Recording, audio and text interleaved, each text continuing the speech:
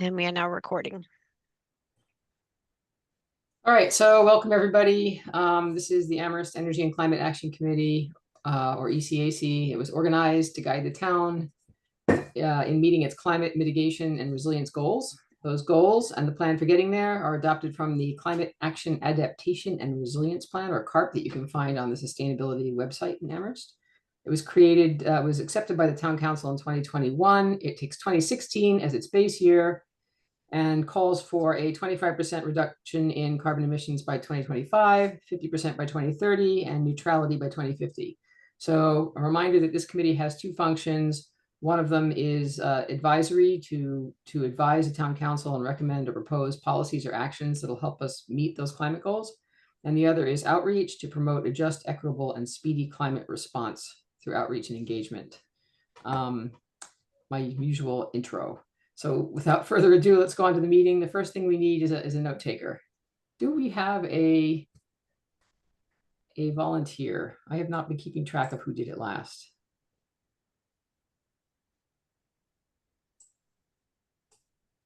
Okay, don't make me call on one of you.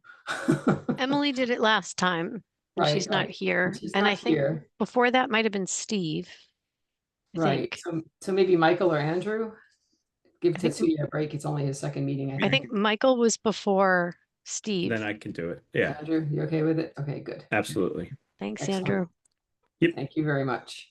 So the first thing we always do after assigning a note taker is we look at the minutes from last week. So Emily took very thorough minutes. I think I don't have any suggestions to change anything, but we have to all agree on them. So let me go ahead and share my screen.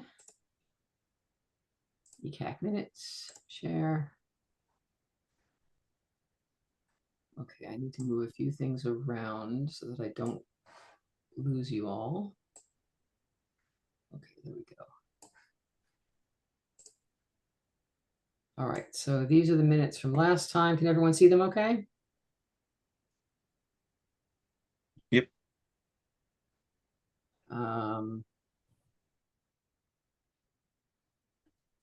So I'll just scroll through them slowly. They're a little longer and more detailed than usual, but I think they're actually very good. So I have just might take us a little longer to get through them, which is why everybody should look at them beforehand. I will scroll slowly down. Presumably you all have copies. If I'm going too fast.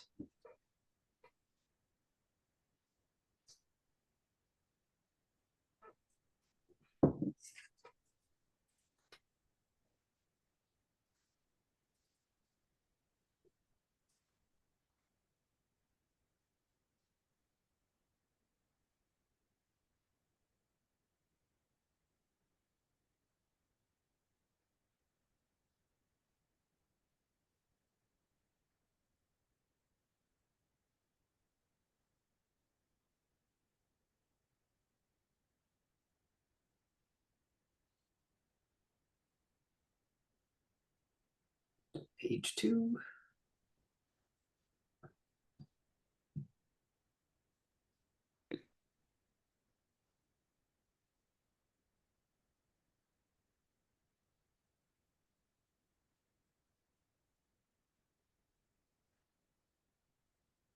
On to the last page, okay?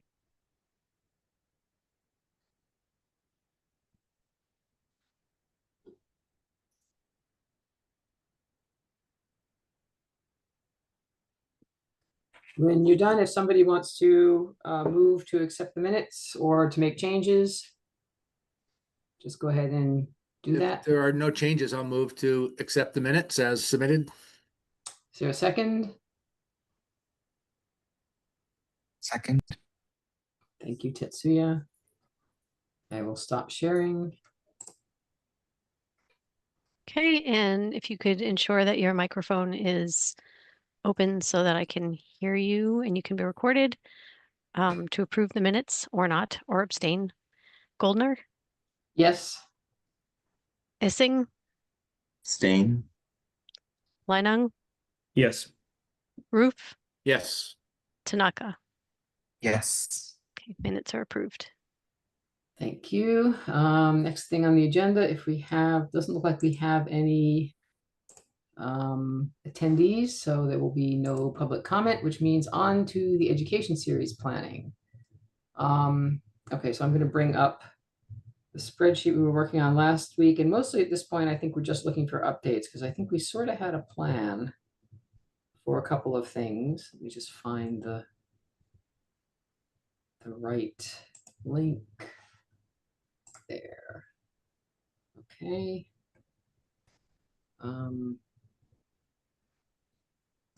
Kill that and share again. There we go.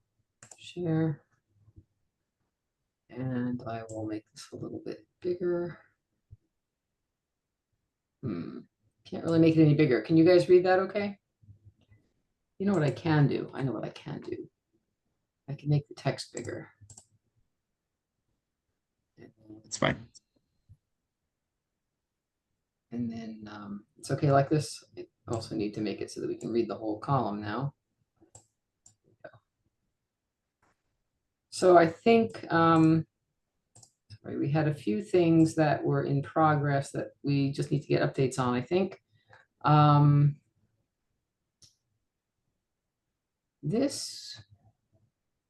We did this first one, right? So I think we can safely this is done. We did the Valley Bike, but let's see. So I guess the first thing is, Andrew, you were going to talk to Darcy. Is that this week or? Yeah, that's going to be this Friday. Okay, so we'll get a little bit of an update then next time, and Yeah, and she's involved with the Zero Waste Amherst group. And then Laura never followed up, but I will follow up with her. I will prod her yeah, she can be one of the people who can come and talk perhaps. So I'll follow up with her this week. Okay, cool. There we go. Okay, so that's in progress. What else do we have here? Solar. Steve, anything else there? And I actually thought about something else. I was listening to a Bill McKibben podcast this week that was very uplifting. There's a lot of uplifting things that happened this week. The podcast is maybe a month or so old, but he was talking about the huge changes going on in China and Pakistan and around the world with solar. And a lot of it is, solar panels that people are just dropping on their property without even mounting them on anything. And, watching TikTok videos to figure out how to plug into, but it struck me is that there are now these portable systems. Okay, getting Chinese products right now in the US is probably impossible. But I think there are portable systems that are available even here, so that those of us who don't have a reasonable roof for solar, but who might want to, have a system for backup for charging our devices, or maybe even big enough to slowly charge our vehicles in case of power outages and stuff like that, could set it up in a sunny spot somewhere, right? And just charge a battery with it. Do you know anything about those, or who to even talk to about those portable systems? May have heard of them, and I've heard about I read some articles a while ago. There were some popularity in Europe. Mhm. And it seems like I read something in the last month or so about at least one product here in the US. And you're right, they basically just plug in, so they can I'm not sure if I think they're standalone. Maybe you plug your appliance in. One of them had a battery backup system, so you could like run your refrigerator off of it. Right. At the moment, I don't think they can feed into the house. I think you have to plug something into them. And so they don't do two-way or net metering in any way. Right. That takes electricians and permits and such. Right. They're also very inexpensive though. So, Yeah. I think you can even find them on Amazon. I've looked around a little bit. So I wonder Yeah, if PV squared or anybody out there knows anything about them, and in your discussions, maybe ask about that too. Yeah, I'd be curious if there are so smaller systems that could work. There's certainly a lot of things that are sort of off-grid or RV based for recreational vehicles that you mount on the roof and it can charge up a 12-volt battery. Let me see, maybe in a few minutes I'll be able to remember where I read about this company. I think it was a startup that was offering the both battery backup for important things in your house, like a refrigerator. Yeah. Whether there was solar in that, I can't remember now. But maybe it'll come to me in the next few minutes. Yeah. Anyway, just something to think about in talking to maybe PV Squared knows about it, or Northeast Solar, or one of these companies that we've talked to before. Maybe they know something. Be interesting to find out. Anyway, that's for later. We're going to approach them in January or something like that, right after. That's right. Yeah. Okay. And Stephanie, any input for demystifying community solar? No, I've been, it's been a bunch of reporting right now, so that's what Right. I've been focused on, and I may not get to it till next week. That's fine, and none of this is going to happen until after January 1 anyway, or till probably later in January. All right, anything else we want to add to this week? Was there anything else down here? Let's see. Oh yeah, this keeps coming up. What are local colleges doing, and UMass in particular, keeps coming up again and again in different contexts.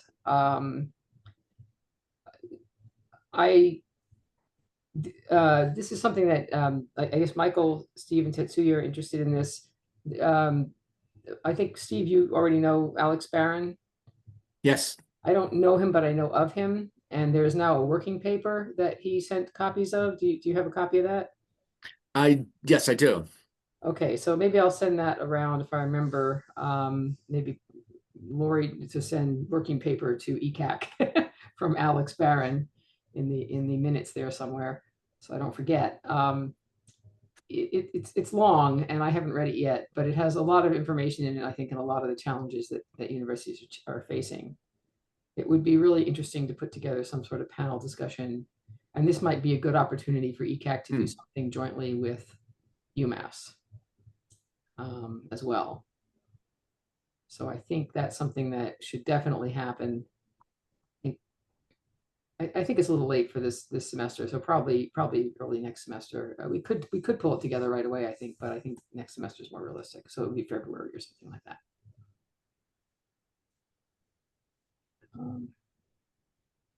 There's a lot to talk about there.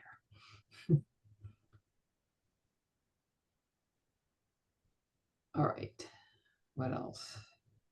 Anyone have anything else they want to add to this discussion? We have 3 things in the works, at least 2 down.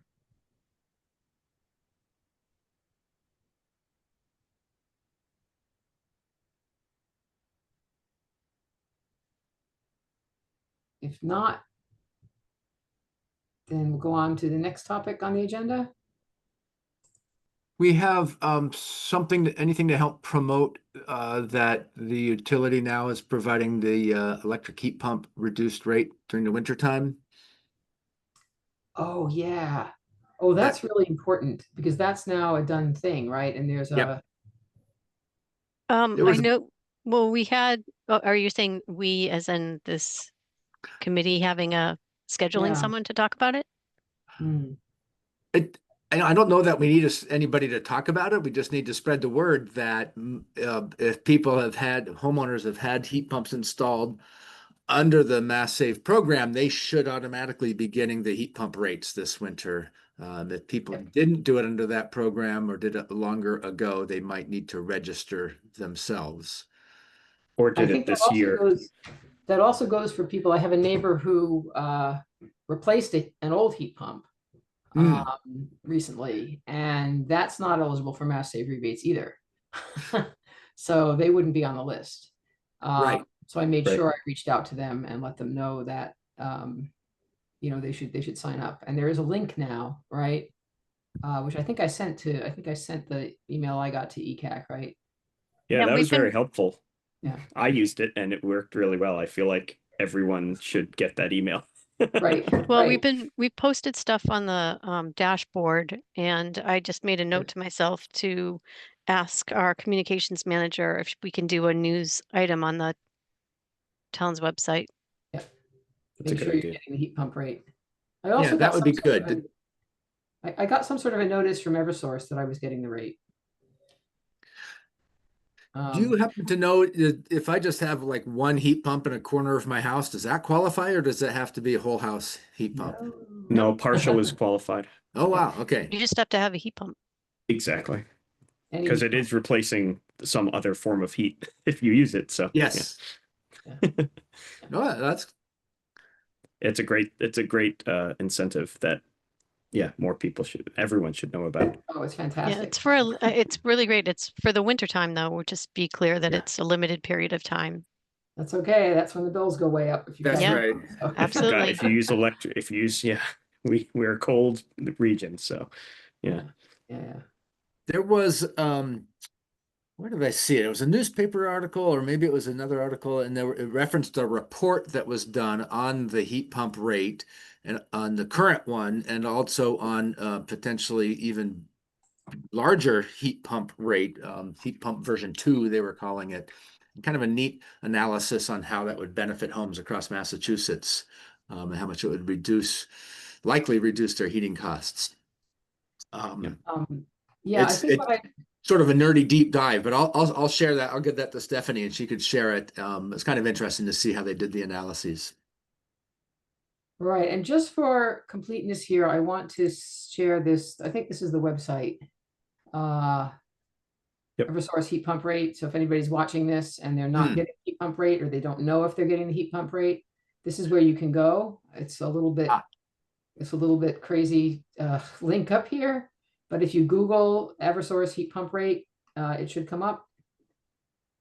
And somewhere down here, there's the apply for if you're not already getting it. And that's what you need to do.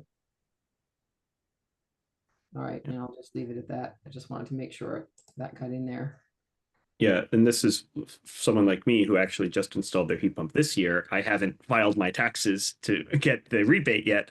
So it's not through your taxes, Andrew. oh, what is it? Oh, that's good to know. This is different. Yeah, Oh, it's that's the Mass Save rebate. There's also a federal. There's also other state level taxes, right? Yeah, Yeah, did you get the Mass Save? You got the Mass Save rebate already, or no? Oh, I don't know. I should look into that. Oh dear, that's a big one. I mean, I did it through a company, and I don't think they took the rebate. So yeah, I should. Some I companies should have will. I should have contacted Mass Save before this, but yeah. Ooh, did you have a energy audit? I've had a I already had a Okay. efficiency audit. So Okay. Yeah, you that was need to years get ago, your- but yeah. It's a bit complicated to get your paperwork in, but you should do it soon. Okay. Yeah, good idea. Anyway, right. So people like me who are dumb and didn't get their Mass Save rebate can also benefit from this. Yeah. Yeah, the Mass Save rebate, if you did a whole home, is $10,000. If you did a ton just partial, it's $12.50 a ton this year. Right. Right. So that's a good chunk of change. It's a good chunk of change. It's usually All right. considerably more than the federal rebate, which maxes out at $2,000. That's right. Right.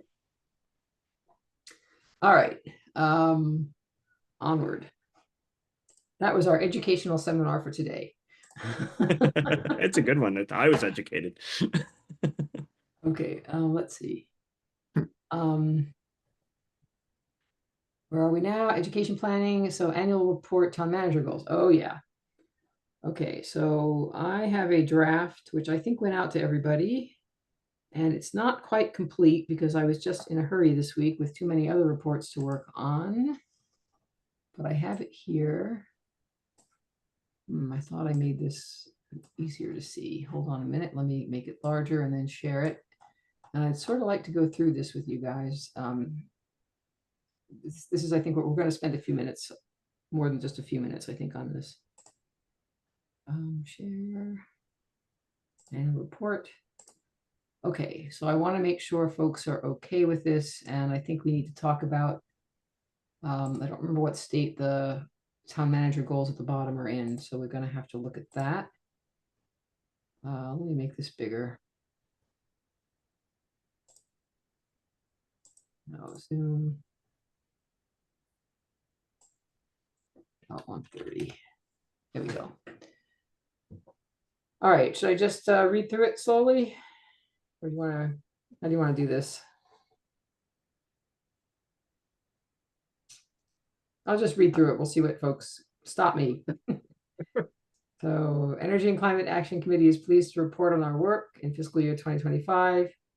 We present this to the council at the end of the fiscal year, which is not quite right because we're way past that now. So that this report may be used as a resource in developing town manager goals for the following calendar year. We hope that ECAC is seen as a resource to the council as you apply a climate lens to all town decisions and work to fulfill the milestones laid out in the CARP. CARP sets the stage for implementation of climate actions. Notably, the CARP calls for 25% reduction, usual thing. Therefore, one goal for next year is the completion. Oh yeah, it calls for 25% reduction in greenhouse gas emissions by 2025, right? So that means we need a audit or an inventory, and that's one of the goals for next year. Then to do that inventory and benchmark where we're at. So a major theme in the CARP is that the town needs to take our climate future into account. I think this one is exactly the same as last year. This paragraph. Right. I don't think I need to read the whole thing. You guys could read, but I'll sort of go through it.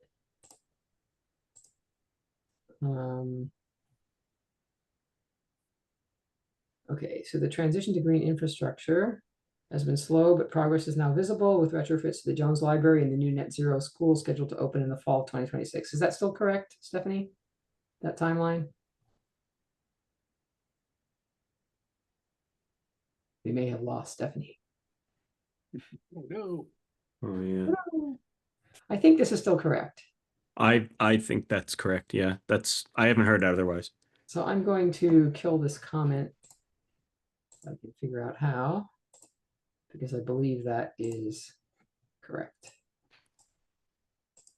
Okay, so while the town is making progress in addressing climate goals, significant barriers remain.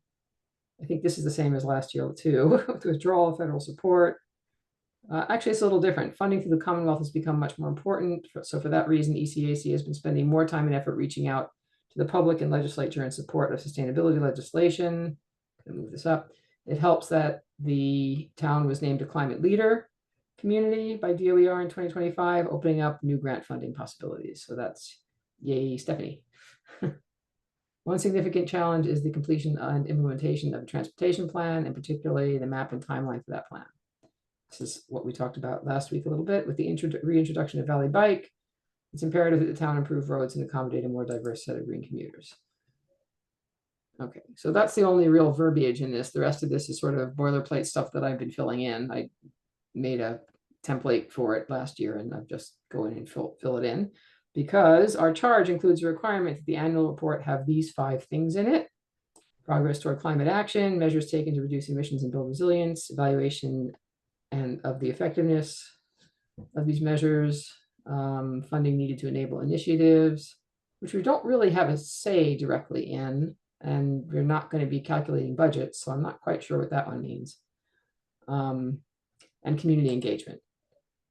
And at the end of the report, we also include our suggestions for town manager goals. So what I mostly need from you guys, and we can do it right now. I'm sort of hoping we can just do this now and be done with it. But if anyone thinks of anything after the meeting that they want to send me, I'll hang on to it for a little bit and we can maybe finish it up next time. I'd sort of like to get it in now because it's the end of the, I don't know how many more times council even meets, and the new council gets sworn in. This should certainly be in place in time for the new council. I don't know when town manager goals get done exactly. I suspect they're being done right now. So there's a little urgency to get this in. In fact, I think that's right. I think they started discussing it in the last couple of weeks. Is it, Stephanie, are you there? I think that's right. I am here. Yeah, I think we're just starting to have some of that conversation about the goals. Right, and does that actually get finished up by the new council, or does this council determine that? That's a really good question. I don't remember at what point they vote on them. It may be December. I'm not sure. The new council gets seated or starts in December. In December, okay. So, So they have a say in this then, at beginning of January. December? Sorry? yeah, I think they have, I don't know that the new council votes on those. It seems like it's, Okay. I that's should just stop because I'm not really not sure. sure. I just know So- that we review them, we sort of Okay, weigh in ourselves first all right, to those and then but the Yeah. council decides, they edit them right, quite severely. yes, which is so- fine. That's fine, that's what we expect. We just want to let them know what we're thinking. Okay, so measures taken to reduce emissions and build resilience. What did I forget is the big question here. ECAC reached out to state representatives in support of the following, and I was just going to make a list with letters in the appendix. I don't even remember exactly what we did, but I can, if it's okay with you guys, I'll just add the letters and make a list here.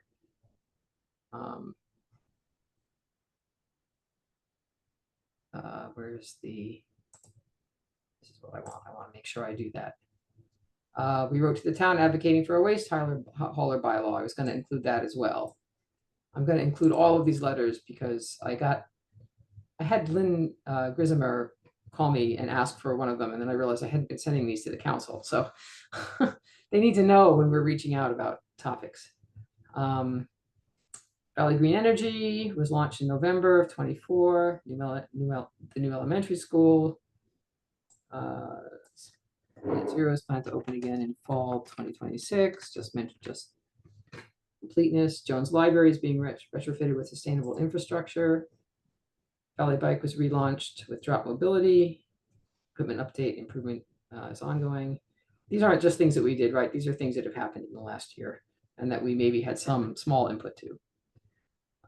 Most of this is Stephanie and the town council and the town manager. Amherst residential heat pump program with incentives above those available through Mass Save was launched.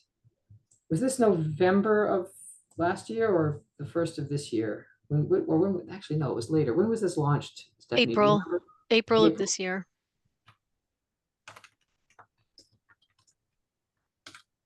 Okay, funding was awarded for technical support from Mass CEC to launch a community survey regarding on-street EV charging stations. Some of you got that link to that survey, or maybe all of you got the link to that survey. 2 EV fast charging stations are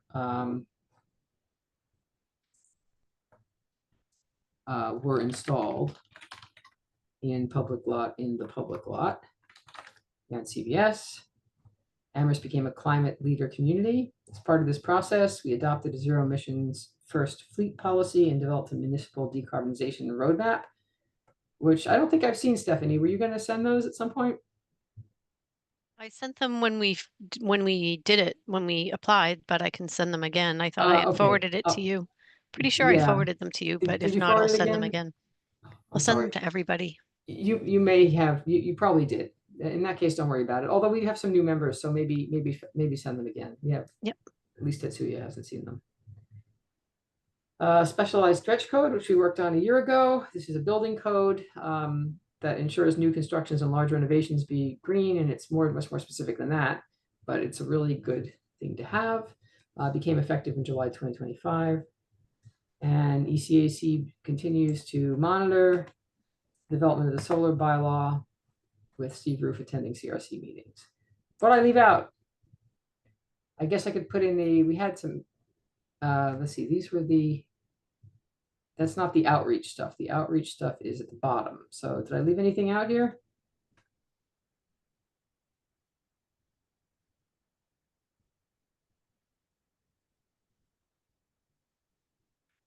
If not, I'll get rid of that. The third thing on the list that we're supposed to report on is the evaluation of the effectiveness and implementation of these measures.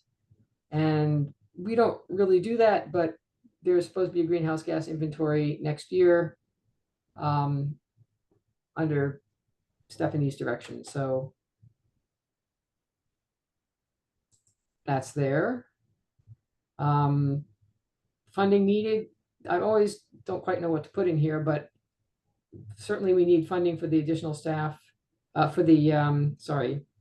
We need funding for the intern, right? For this. Should we not put that on there, Stephanie? We could, I mean, I've been using, I would probably use capital funds, and also we No, may that's potentially fine. be able to get some funds from University of New Hampshire. Although I think we do, I mean, it's one of the things that I've identified for capital funds. So Okay. we Does do it have hurt funds to put- available. This is where it's a little funny for us to put anything on here, right? Because I'm sure there's lots of things that are on your list that maybe aren't on our radar, but does it hurt to put it on here? No, it's fine. Funding to cover the cost of interest to the sustainability, to do the, what's it called? Inventory. And there, it's the fellows program. And Lori, I meant to comment above, but climate leader communities should be capitalized. Summer fellows, did I do that right? Costs to cover the cost of summer fellows to do, let me get back to that, to do greenhouse gas inventory, is that right? That's right. And then I need to, where to go? Became a I think it was further on. climate leader community. There you go. Yep. Climate leader community, okay. So we always ask for additional staff for the sustainability department. We're not going to get it, but it doesn't hurt to put it in there. Stephanie could certainly use help. And of course, Stephanie, if you ever think I need to take that out, let me know. But I think when we talked about this, it certainly wouldn't hurt. We just leave it in. We leave We it in. just ask every year, you know. We expect to be told no. And funding to cover studies, help with gaps in building efficiency, weatherization, and projects to meet CARB goals. It's just very generic. And actually, this thing is sort of in there, but since we know that's going to happen, we might as well stick it on the list. Anything else we should put in here? Anyone? It's a little weird because normally if somebody asks us to enumerate what funding we need, I would, be in a position to propose a budget, but we're not really in that position. That's Stephanie.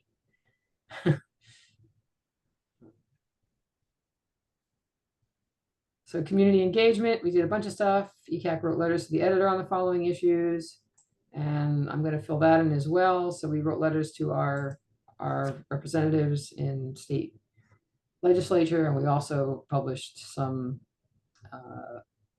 op-eds. We sponsored informational webinars on the following: heat pump program. And Stephanie, if you have the link for that ready, send it, please. I think sometimes it takes time to get them up, which is fine. If you don't have it, we'll just leave it. But it's always nice to put the link in. And also the Valley Bike presentation. Yeah, those are on they should be both on the town's YouTube. Okay, I'll go look for them. I mean, I can find them. I'll look for them as well, but Yeah, sometimes it takes time for them to get posted. So, Mhm. and oh, I know what it was. It's not that it takes time for them to get posted. For a while, I think you had been putting on the dashboard the educational webinars, a link on the dashboard to a list of ECAC meetings that had educational webinars in them. But I think that never got completed. It'd be nice to have it, but it's not high. I would say it's not a high priority, but it's nice to have. yeah, I have to, I mean, IT are the ones that actually post them on the YouTube channel, and that's where they're the ones who provide that link. Okay. So I have to Right. work with them. Okay.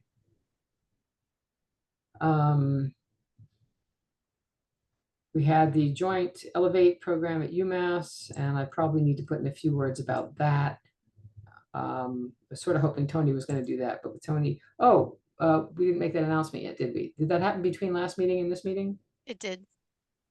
Yeah, okay, so there'll be an updates later, but Tony is leaving the area and resigned from the committee. So unfortunately, we've lost a, he made some very nice contributions to this group. I'm sorry that he's gone, but I'm sorry he's not here for us to thank him. The sustainability was held on, what was it, April 20, it was something, it was held on April 22nd, 20? 20, I think it was the 26th or the 25th. Just give me 1 second and I'll tell you. I just have to look at a calendar. Okay, we had a booth and provided heat pump guidance and advice to attendees. It was the 26th. 26th. And in October, we had the Valley Bike presentation with Q&A. Didn't I see that somewhere already? Yeah, that's here already. Okay. All right, the rest of this, this part, I think what I'm going to do is ask if anyone had any. I went through this with Stephanie. I think I was waiting to hear back from you on the stuff I highlighted, right? Support the development and implementation of a sustainable capital improvement plan. Right. And I had said that I was not likely going to get the responses before this meeting because of the Green Communities reporting. All So right. Well, let's I'll just have say, we can keep it as pending and change it at the last minute if it's different. Is that okay with yeah, everyone? absolutely. Leave it as pending. Promote the ones I'm highlighting are the ones that Stephanie and I spoke about, but either I was supposed to look something up or she was supposed to look something up, and I probably didn't do it either. Promote the Northeast Energy Association's existing business member directory, and I was probably going to look up to see what the heck that is because I don't even know what it is. So let's leave it as under consideration for now. We'll consider it. We probably should look into that. Where's that?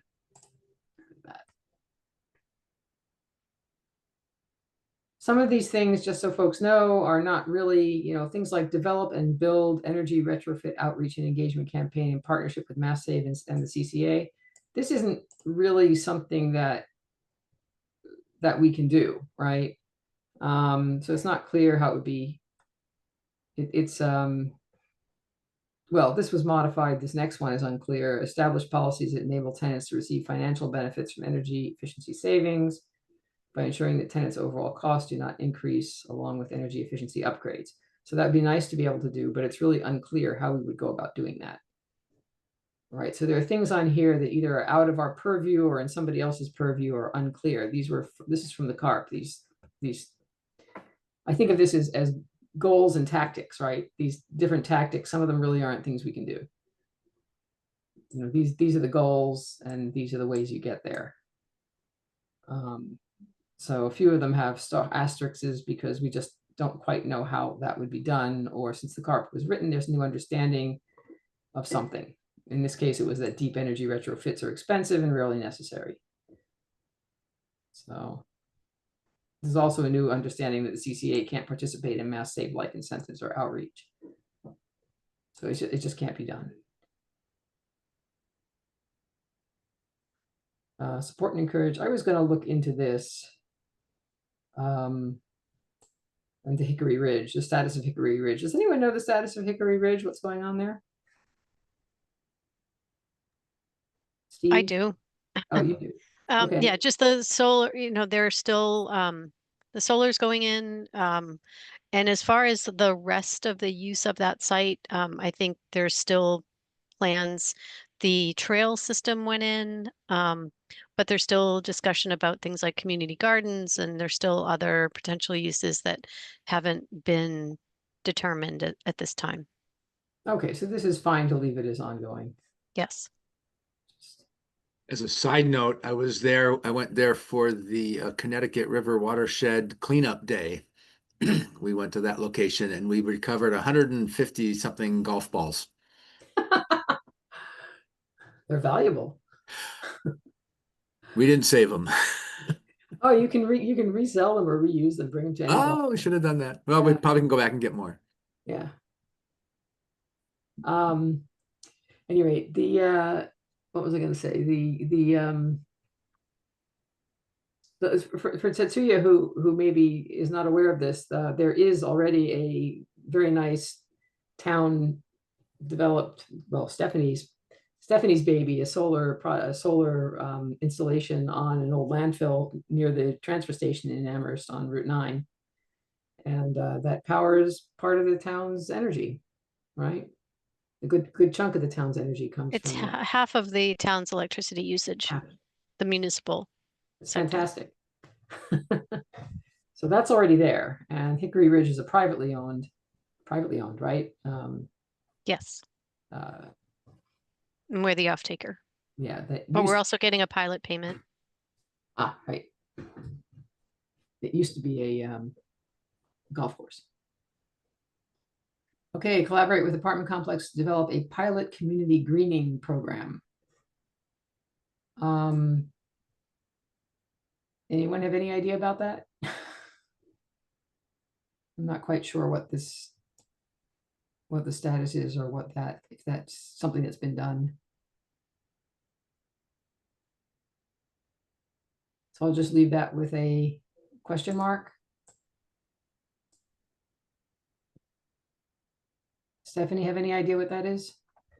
I don't know what that one was exactly, but I don't know if that had to do with gardens. I'm not really sure I'll bet Laura might that know. one came from. Okay, well, we'll leave that. We'll leave a question there. We don't know. Sustainable long-term funding model for Amherst Mobile Market. What did I write in here? Might be, we weren't sure about the status of that either, whether it has sustainable funding. This is the Amherst Mobile Market. Stephanie, you want to explain what that is so that folks know? Sure. So there's a food policy, Hampshire County Food Policy Council that was established a few years back. And one of the initiatives that was spearheaded by the Collaborative for Educational Services Healthy Hampshire Food Policy Initiative or Food Initiative was to provide food to the communities with basically a mobile farmers market that goes to apartment complexes and locations within the communities. And so they started in Northampton and then they launched in Amherst a few years back.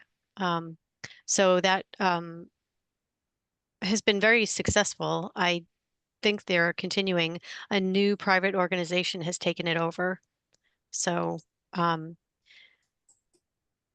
I don't, at this point, I'm not sure if we're contributing any funding. We were committed to some ARPA funding for it through 2026. But I think we adjusted the timeline, so I'm not sure we're funding it at this point I don't know that we'll be funding it next season, but we did provide funding for the last 3 years. So why don't I say Amherst provided funding, what was it, 2020, 2022 through 2021 through 24 or 20? No, it was let's see. It was 25, 24, I think 23, 24, 25. And now it's being run by a private? Yeah, private entity took it on, is currently the operating the market. To private. What's the right word I'm looking for? To private It's privately operated. operation. Something like that. All right, that's good. Work with Pioneer Valley Transit Authority established local food bus route. I thought this might be something that was done. I was going to look into this. I remember hearing about this a while ago. I think this is just a PVTA route that goes to all the groceries, but I'm not sure. We had it as not started last year. So I don't know. Anyone know about this? So if it's okay with everyone, I'll look into that a little bit, put some mark in there.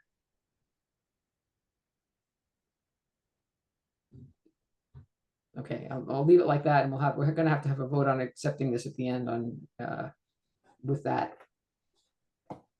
I'll make a note here.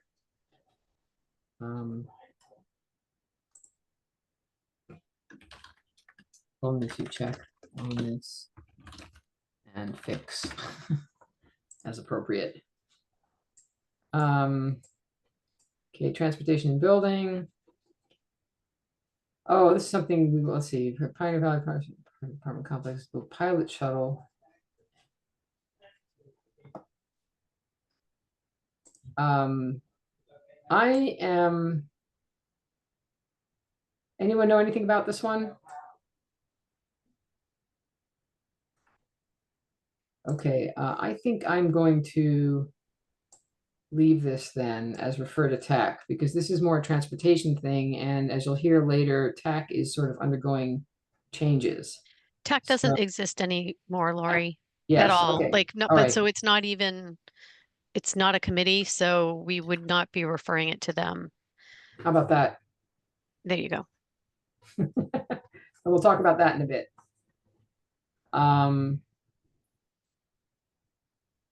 And I'll put a question mark here because I don't really know, but I don't want to spend a lot of time on that one.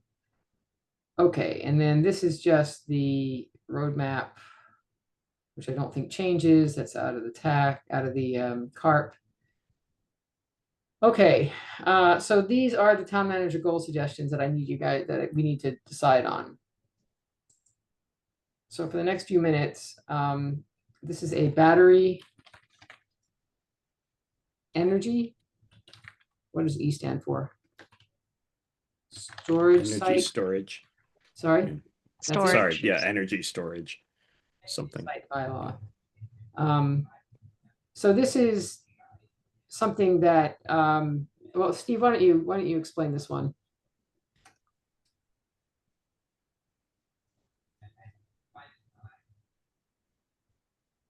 Steve, you're muted. Yeah, he's got I his. think he's talking to nose. someone else. Oh, Okay. okay. All right, so let's go on for a moment and we'll come back to that. We would like to fill the ECAC vacancies, and I'd also like to add to this that, you got it, Steve? Yeah, back, my window got minimized somehow. Oops, go ahead. But I found it. So the question was on, Develop battery energy storage site bylaw as a town manager goal for next year. yes, You wanna that explain that? will be continuing, and I think the town council and CRC is grappling with that. The state now has provided a new draft BESS bylaw that towns can adopt if they wish. And it's BESS, right? Battery energy storage site? Yeah, I think it's then- system, System, That's yeah, like- battery energy storage system. yes. Mhm. Okay, because this is so for, I remember, there's been a long discussion in Amherst about siting of solar installations, and it's not just Amherst, every town in the Commonwealth has been arguing about this. The state recently I guess they have a law now and issued guidance around solar storage, solar siting, solar installation siting. And along with that, folks are realizing that they also have to think about battery storage sites and how you're going to site them. In other words, do you cut down a forest to put them in, or do you, use the site of an old peaker plant or something like that, an old oil burning power plant, or what is the Commonwealth going to value? What is it going to give incentives for? How is it going to incentivize placing solar and battery storage installations? And I won't get into it more than that right now because there's an awful lot there, but but that's what this is about. Since the state now has the state's regulations and laws don't always cover things that happen in Amherst. And I know that the example that Stephanie gave is, what do you do about private wells? That in Boston, you don't have to worry about people having private wells, but here you do. So you have to worry about the impact on private wells of any sort of development. So there are local issues that come into play that need to be dealt with. Yeah, let me think about this. Certainly the town and the is working on, has been working on for years now, the solar bylaw. that largely limits where solar can go. It does nothing to encourage solar, ground mount solar, large scale solar. Maybe ECAC wants to recommend to the town manager that he somehow encourages council to adopt bylaws that encourage solar development at an appropriate level to meet our CARP goals. Because the council is going to be doing the battery energy storage system. They're working on that. Right. That's So a I really, would say, I would like to see perhaps us use our influence to make sure that whatever rules they come up with for restricting solar aren't so restrictive that we can't meet the goals in the CARP. okay, so how did you say it? You had a good way of phrasing it. Encourage council to, Well, to develop solar bylaws that incentivize bylaws, how about both, that incentivize, solar development sufficiently to meet town goals in the CARP. And as I say that, I don't know that the CARP actually has goals in it for the amount of solar power generated in town. It's not that Uh, specific, Steve. It's Yeah, more I was afraid. focused on just carbon reduction goals. Yeah, you're right. I mean, in part because I don't think our opportunity for solar, other than rooftops, not huge, really. It's, mostly, I mean, there are a few sites maybe for a larger scale, but mostly we're trying to sort of encourage rooftop development Right. as much as possible. I mean, even if we were, if people were more amenable to land clearing, there's still not a lot of space for a really big, large scale solar installation. So, True. I mean, it depends on our priorities, what we want to use land for or allow private landowners to use their land for.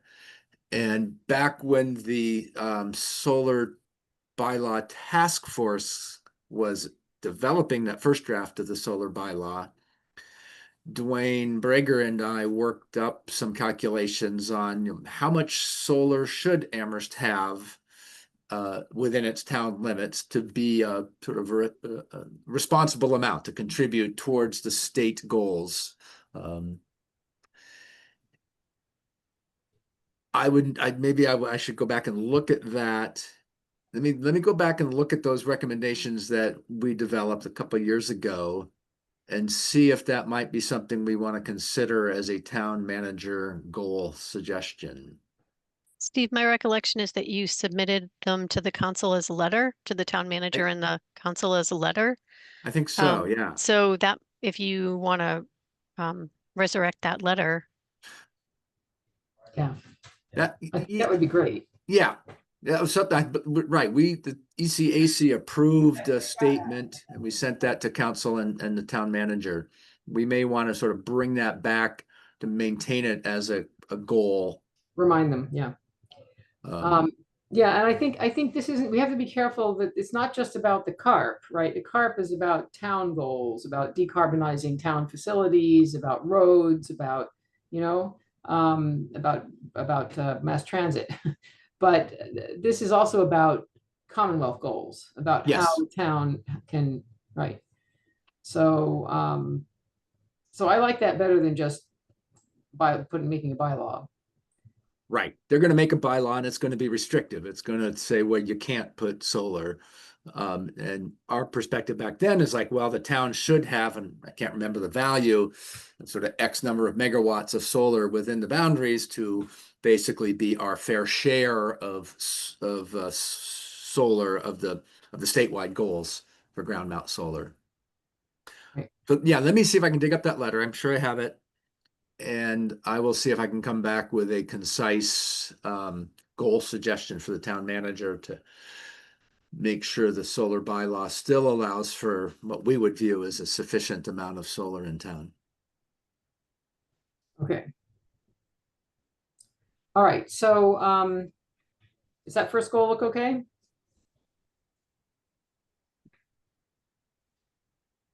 So for the second goal, since there isn't a TAC, a Transportation Advisory Committee currently, and there are plans already to put something else in place, and ECAC has not had a full slate in about a year now.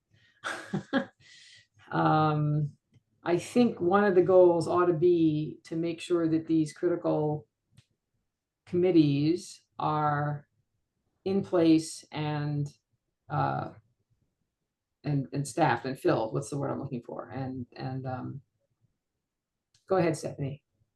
I was just going to suggest that you actually remove fill the TAC Right, because it just doesn't exist at all anymore.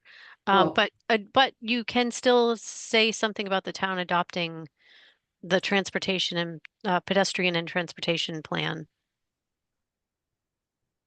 right. There was- I was also thinking that to do that, they're going to want to have a committee that has tax, so at least parts of tax charter, right? Right. So there's a new group that's being formed. Just give me 1 second. I think it's the Transportation and Parking Commission. Yes, it's the Transportation and Parking Commission.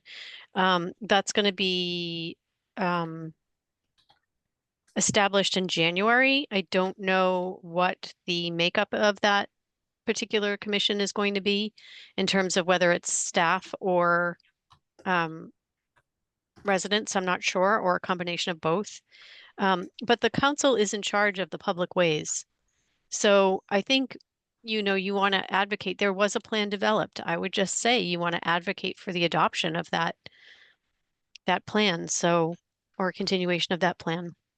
So the transportation plan was completed, but it was never adopted? I believe so. I believe that's correct.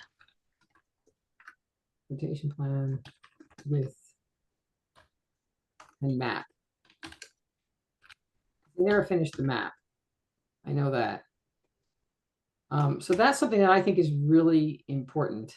And I think, I don't know how to say that these committees need to be staffed. Well, I mean, the Transportation and Parking Commission is going to be a brand new entity. So that will be fully seated. So I don't think you need to worry too much about filling Okay. those seats. I think you could just fill the TAC. I would just get rid of that. Okay. And And leave Philly ECAC though. yeah, and you've covered the other issue up above. Yeah. But you do, yes, ECAC does need vacancies filled. So I think this is something we had last year, that relates back to, we had goals last year that related back to, some of these overarching themes here, I think. Renewable energy, et cetera. So, I don't know that we need to do that, but in regards to, this is something that's been on there for a while that we haven't had much traction with. So I'm not quite sure what to do with that. Anyone? Lori, sorry, just not to jump in, but there are a few things that I'm sort of working on just on my own work, but I just attended a USGBC, I think they called it a workshop maybe, or a planning session, but there's a new designation for communities. It's like a LEEDs rating for communities. Oh, interesting. And so I attended a session, and I think it's something that I'd like to explore, and I would like to explore that more with all of you.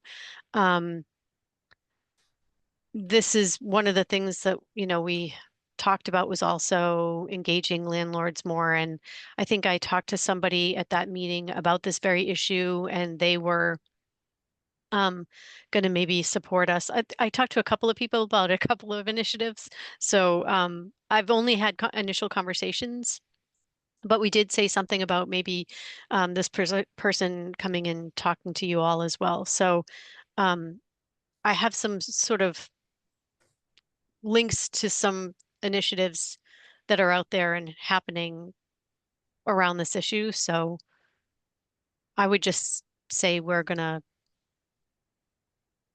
continue or try to establish something For what?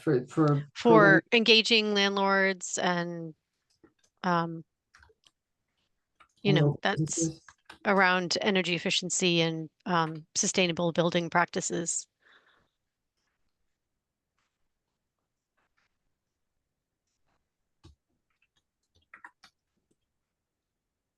Okay, that sort of would take the place of this sort of thing, and I think Yep. also that.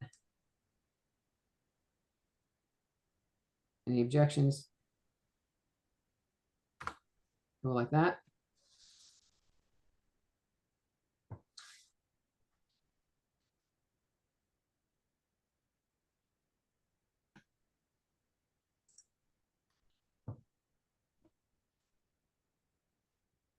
So looking at the first four before we go on to number 5, I think those are all important. Number 5, the town manager doesn't ever draw on our expertise directly. We sort of insert ourselves and nobody complains. So I wonder if it isn't just, I don't know if we need to have that on there or not. And we sort of have the first number 1, which I think is a stronger statement. Should we take out 5? I think that's from last year.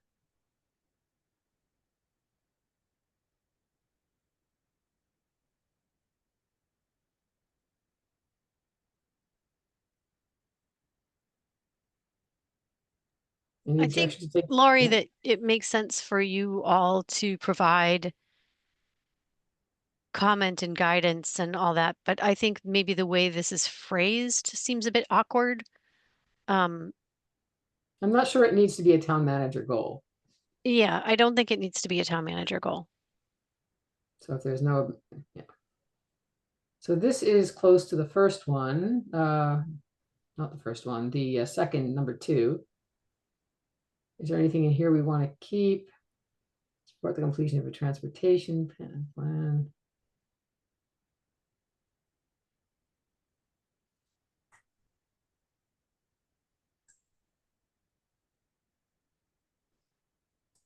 I don't mind putting that in for context. Although I don't Yeah, think it I needs feel to like be. last year Hmm? we put that in of like how it related back to the CARP specifically or Yeah, our group. yeah. This year, and I was more careful about it last year. This year I'm in a hurry, not as careful. We can go back and, okay, we can put that in there, sure. And then we can go back and do the same thing for the others too. Yeah, okay.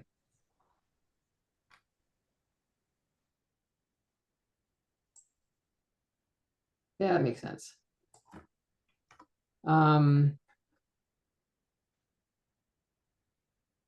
So I think continuing to promote Valley Green Energy, well, Valley Green Energy can sort of promote itself now that it's a thing. I don't know if that's, Maybe support, continue to support and promote. okay. Yeah.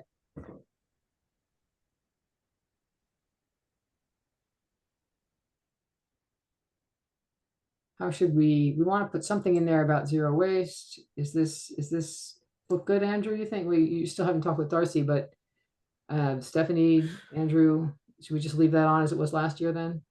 Yeah, because it isn't done yet, and we should continue to have forward momentum. Okay.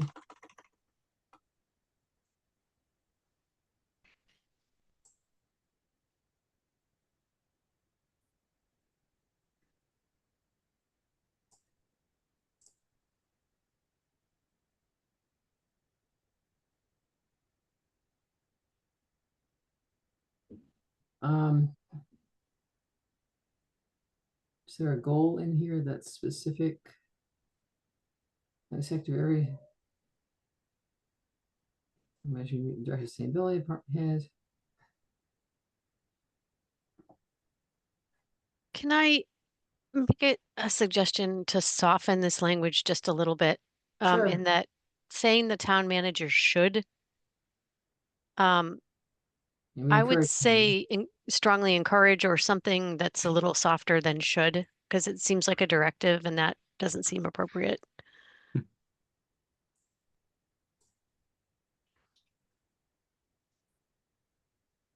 To meet with. Yeah, thank you. Meet regularly with something like that. Mhm. Director of Sustainability Department heads to cajole, encourage, and require the use of a climate lens in every decision. Do you want to keep that language? I don't know if we need this. Let me take that out down for here for a minute.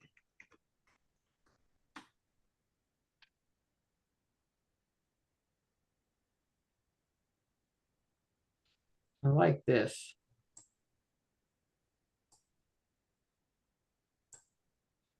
Mhm. I think we can be a resource and they know that. I don't know if we need to say that. But we can keep it in if folks want. In addition to help engender a green culture in the town going forward, interviews for position at any level should include questions about sustainability specifically. How about this language here? Does this need to be specifically director of sustainability should review and contribute additional interview questions regarding how a position relates to sustainability?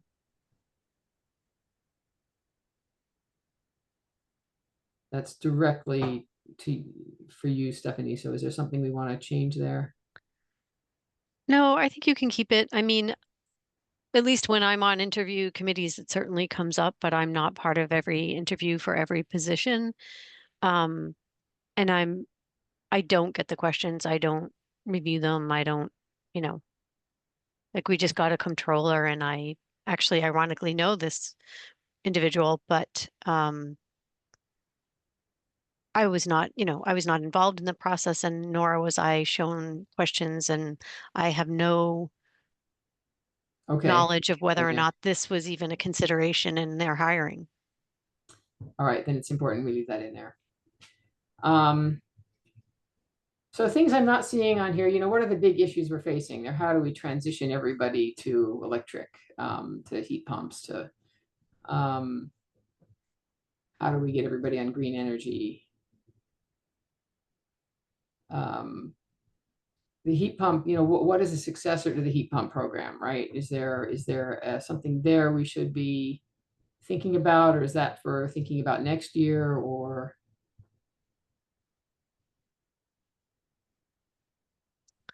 Well, the thing about the heat pump program is that it was funded with ARPA funds. Yes. So, and it was, not in an expensive program. The consultant is getting quite a bit of that funding. So, Right. It's not something that beyond program ends in 26. So beyond that, there's no plan for offering an additional incentive to residents for installation of heat pumps. But I say that, but at the same time, there may be an opportunity through Valley Green Energy. Right now, there's an adder, but it's only for staffing Right. the program, which we haven't even, we have to develop what that's going to be and look like. And it's for an individual, not for a whole staff of people. So should I say something here about continue to support and promote Valley Green Energy and expand its purview, expand its ability to? Well, I think, there's a group of, folks in the beginning that have really advocated for becoming a joint powers entity. I Mhm. don't personally, I'm not sure that I support that right now because we're trying to get a consultant to develop a business plan for Valley Green Energy, well, for the joint powers entity. So remember, Valley Green Energy would only be a program under the joint powers entity. So we've developed a scope of work and we're going to be potentially putting out an RFP to try to secure a consultant to analyze that. And they would be doing a SWOT analysis where they'd be weighing the pros and cons of developing this business. And from there, we would determine if we are going to go forward or not. So it's really a bit contingent on that business plan. So I don't know at Okay. this point, I would say Yeah. more. So just leave it as it is. Tetsuya, do you know what Valley Green Energy is a new thing around here. If you live in Amherst, most likely you're getting your electricity through them. They buy electricity bills have two pieces. They have a supply piece and a delivery piece. The delivery is Eversource. Pretty much everyone around here, I think, gets their power through Eversource transmission lines or whatever process they use to get to your house. But the source of that energy comes from, you have a choice. And if you don't choose anything, it used to be you got Eversource. Now you get Valley Green Energy. They're a local community choice aggregation. They buy energy at a discount price to redistribute it to everyone here. And it's also greener than what Eversource would provide. So the question is, how much can value? So Eversource, for example, participates in the Mass Save program. And so you get rebates for doing green things through Eversource. But most municipal powers and CCAs don't do that, or can't. Some of them can, some of them can't. My understanding is the CCA cannot participate in Mass Save, for example. Well, but it doesn't matter, so not delivering. we can't create programming Okay. like Mass Save, right? Right. So it's not that we don't participate in Mass Save. It's, it's Mass Save exists for whatever your electricity Right. supply is. If you have Eversource, Yeah. you have a Mass Save provider, right? So, Yeah, thank you. but things are changing. The DPU has altered their regulations so that their communities may be able to do more programming. So for instance, something along the lines of the heat pump program that we've done, community trace aggregations may be able to implement an adder that would pay for programming. But I don't know what that looks like yet, and I haven't heard of communities implementing that. The Cape Light Compact is a very unique kind of established setup where they do actually do their equivalent of Mass Save, but that's a very specific, different Okay. Sorry, I setup. was getting confused. That's okay. That's why I'm clarifying. So All right, so the only other thing I can think that we might want to put up here that just came up today, so maybe it's not something to jump on too quickly, but there was this email, which maybe I will share, that I think you distributed it already, right? The letter to the Independent, to the Indy. I think yes, I sent it just before the meeting. Okay, so there was a letter to the Amherst Indy. Where'd it go? I had it up here. Oh, I had it up here. No, I don't. Oh, I know where it is. About funding. Let me pop this thing up real quick. I'm going to stop sharing I want to pop this up. This could be part of updates later, but I think it's relevant now, so I think I want to share it now. I'm just curious to get everybody's input on this. Okay, you can see this letter, how to find the safe at Fort River Elementary School intersection. Someone named Jeremy Anderson. So this is a letter that went to the candidates for the Amherst Town Council just a few days ago. So this is a photo of the intersection I am so familiar with. This is Pelham Road and Southeast Street. I'm pretty sure that's what we're looking at. Looking north, or we're looking south here. We might be looking south toward Route 9. I think we're looking north, but I'm not 100% sure. Anyway, either way, that road gets very backed up. And it's dangerous to bicycles, and Pelham Road is dangerous to bicycles. This is the intersection that you'll sometimes hear me complain about at this meeting. So this person mentions that Amherst could be eligible for certain types of money to make this intersection safer, to make streets safer and more welcoming for bicyclists and pedestrians. If we had completed a streets level 2 priority plan and adopted a bicycle pedestrian safety plan, should we mention that specifically? I don't know anything about this except this little note. Does this sound right? Should we mention it, or do we not know enough yet and we want more time to figure it out before we put it in the town manager goals? Stephanie, you have any? I think it's totally appropriate for you to advocate for those things. And I think this must link to streets funding program. Oh, look at that. Well, we could So, even, and I will say that I think part of the reason the town hasn't pursued complete streets is because of the cost of implementing um, those strategies. yeah. I think that's what we're going to be facing, especially in the next few years. I'll give you more during my update. Okay, so the question is, I'm just going to copy that phrase with the links and then go back to the, is it, I guess the question is the amount of money available? Can you have the plan without, I mean, what, well, hold on, let me just, I'm just going to stick that in there for a moment as a placeholder. So yeah, so the reason we wouldn't complete a plan might be that we don't have enough money, but why would that keep us from putting a plan in place, or does just putting the plan in place cost a I lot? I've I know I personally have advocated for complete streets in the past. I Mhm. know members of the planning department in the past have. I don't know about most recently.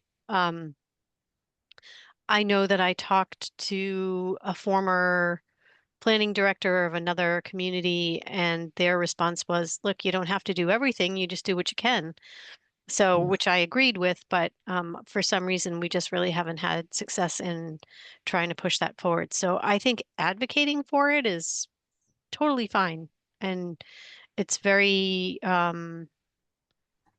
consistent with CARP goals, especially around transportation. Let me do this then. Hold on a minute. I want to put that back for a second. I'm going to keep that thought here. Let me rewrite this a little bit and see if it makes sense. It can be part of the same goal for and adopt.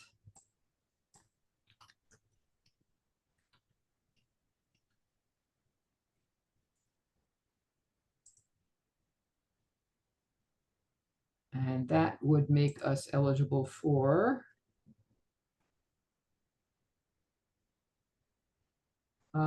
just says millions of dollars of funding. So I think all we can say is just leave it like that.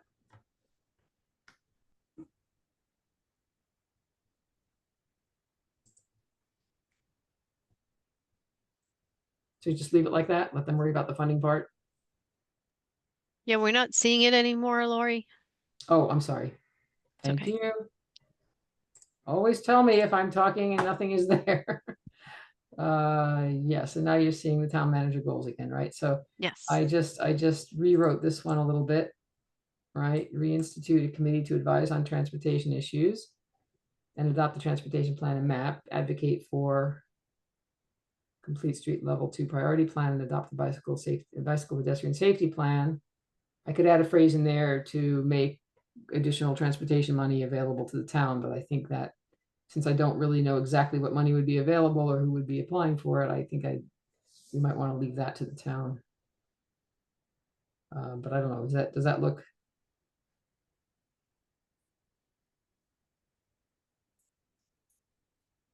Does that look reasonable?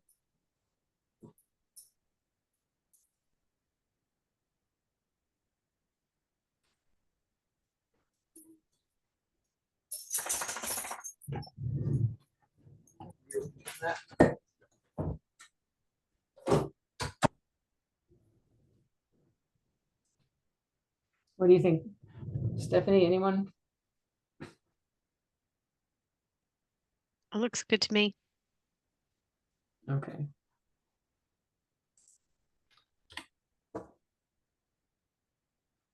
So that's all I got. Any other comments? These were the goals for last year. We've already sort of looked at that, so I think I'll delete these now.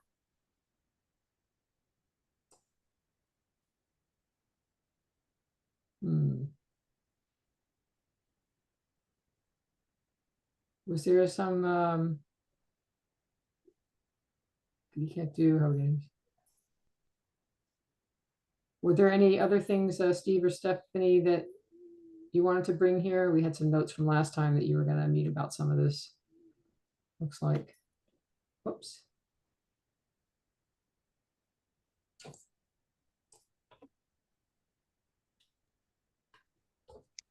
Yeah, we met, but we didn't come up with anything specific.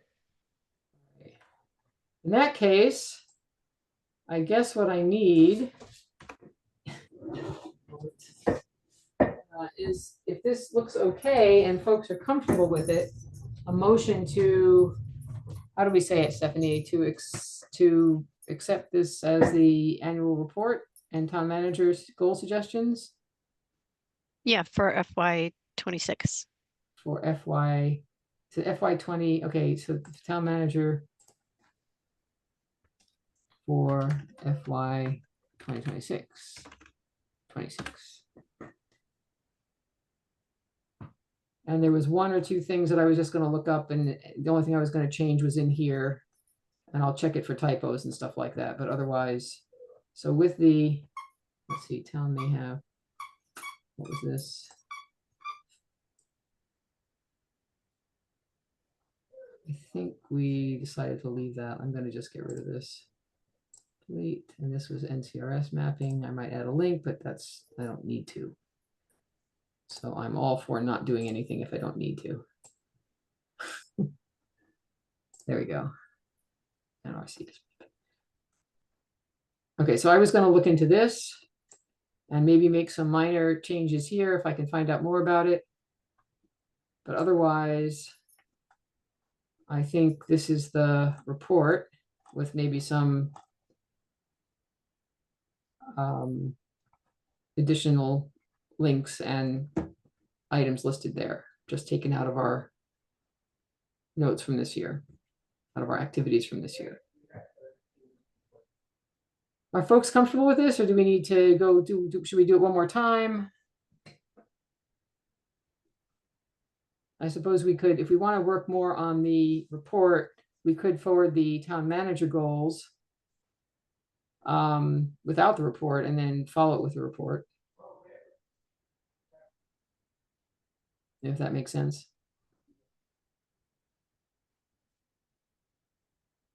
I'm not too inclined to spend huge amounts of time trying to refine this. It's just a report. Yeah, just a report. It's the town manager goals that were more important to go over. Yeah. I wanted to get your input on the report. And I knew if I sent it to you and asked for your input, I would get nothing back. So, because I've tried that before. So I figured we'd spend a little time talking about the report and then go over those town manager goals, which we've now done. And I will say, Lori, too, just given that the council's approach to the town manager goals last year was to greatly consolidate them, because I think the year prior he had something like 159 It's fine. targeted actions, and I think they reduced it down to like 59 targeted actions. So that's why ours were reduced. What I was concerned about, I mean, we have goals and we have things we have to do, and I'm paid to do my job. So we keep doing things anyway. Yeah. So even if the town manager doesn't specifically adopt some of those goals, or the council doesn't adopt those goals for the town manager, it doesn't mean we don't do things. We'll still Right. do what we can. So I just want to say that up front. Sure.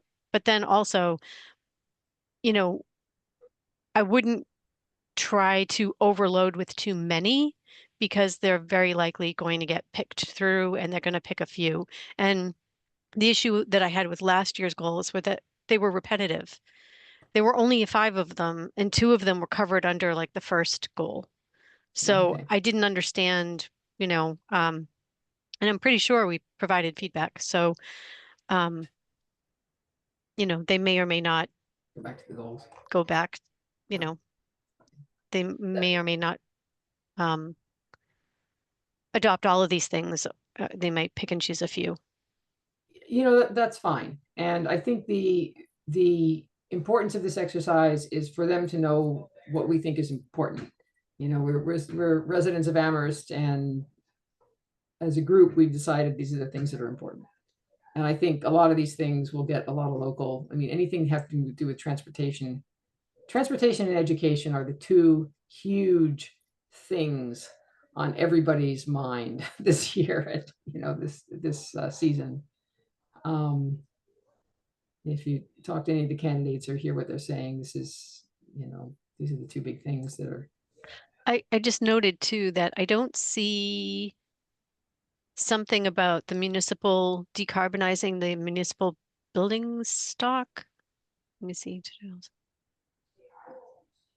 Okay. I that's mean, important. I think we do want to specifically say something about transitioning, transition municipal buildings to be fossil fuel free.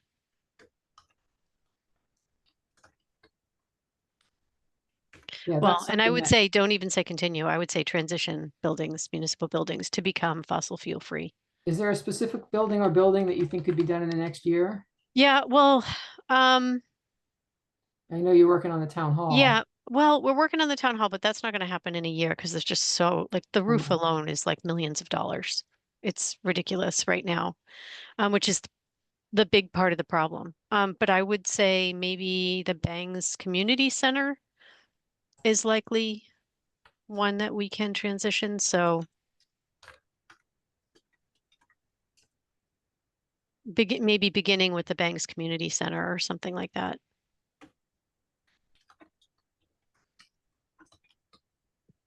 Is there apostrophe in there? Was it No, like- it's just Bangs. Okay.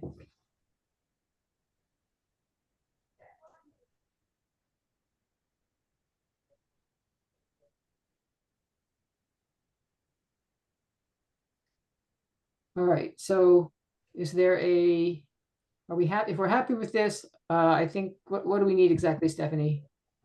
We just need to make a motion to say that you're going to approve the annual report as written and Or as written promote with, the town manager goals. I mean, you can, something along those lines. as written, but with, I need to be able to make, With, Some you can say additions. with Goldner's final edits. excellent. Do we have a motion to accept the annual report and the town manager goals with Goldner's final edits? I move to accept. Thank you. Thank you, Andrew. And I will second that. Okay, good. Thank you. We need a vote, I guess. Let me stop sharing.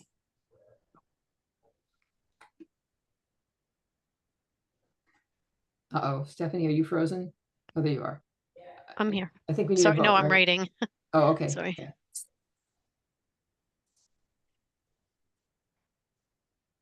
So I think we need a vote, right? So, okay, we'll start with Goldner, Yes. Ising, Yes. Leinung, Yes. Roof, Yes. Tanaka. Yes. Okay, And thank you. Everybody deserves thanks for putting up with writing the report in public like that. But I think it's the easiest way to get this done and just get it over with. Okay, good. So we have that. Let me go on to, I've saved it and we'll come back to, oh, save. There we go. Next thing on the agenda. I think the rest of this agenda might go fairly quickly. Education and outreach, Dawn's not here to talk about PACE. Coordination with local groups. I am going to talk about something there. That would have been, Tony was doing that and was planning another Elevate event, but since he's not here anymore, what I'd like to just mention quickly is this community group that is, there's a new community group that's calling itself UMass Carbon Zero, sometimes with a question mark at the end. That consists of alumni, some local folks, Sunrise students who belong to Sunrise at UMass, faculty, me, that's trying to find ways from the outside to convince UMass to continue transitioning, which they really have stopped. We finally got an accounting of what they've actually done, and it's really sadly very little. And their emissions did go up 7% last year, and they're still, they could burn as many, I don't want to, I mean, they transitioned their power turbine to diesel, which means they could be burning diesel in the valley at 7 million gallons a year, which is insane. They you know, when they're currently burning methane, and it could be renewable diesel, which in some ways is even worse. They're only planning on burning 100,000 gallons this year, and they're planning on using most of it in boilers and not in the electric generating power plant part of the plant. But it's a little terrifying that they've done this. So the first action that this group is doing is actually going to be tomorrow at an event. We put together a flyer, and they're going to be putting out flyers as a new Google group, and a really sad sort of webpage is slowly going in place. And I just wanted to mention this because I think if we do a some sort of a education series with about what local universities are doing, it would probably be in conjunction with that group and maybe some folks at UMass. And I also wanted to let people know that if you're interested in joining this group, it's called the UMass Carbon Zero Google group. And I will send a link to everyone in ECAC and anyone else who reaches out to me for it. And I'll probably post it on Facebook at some point and, you know, do other things like that. So there is now a Google group going up. There's sort of a small group of people that's doing I'm not quite sure how it's all going to work yet. There's a small group of people doing the strategizing about what sort of things should this group be doing. And they just started this Google group, which presumably is for everybody in the area. So we'll see where that goes. And I do think at some point ECAC should have some input. I'm not quite sure how yet. Like I say, it's all evolving. So that's all I wanted to say about that. Heat pumps, I don't have anything. Unless Stephanie has. We talked about the education series. Advisory and support, there's the UMass climate plan. We just mentioned that, or lack thereof. Draft solar bylaws, Steve, anything new on that? No, but I did want to check with Stephanie. CRC was trying to reconcile the solar bylaw they've been working with over the last couple of years with the new state regs. And when, Stephanie, is the next, do you know when the next CRC meeting is that will be dealing with this? It was scheduled for tomorrow, but now it's been rescheduled to the following Thursday, the 13th, I believe it is. Okay. Yes, the 13th, and that will be from 3 to 5 p.m.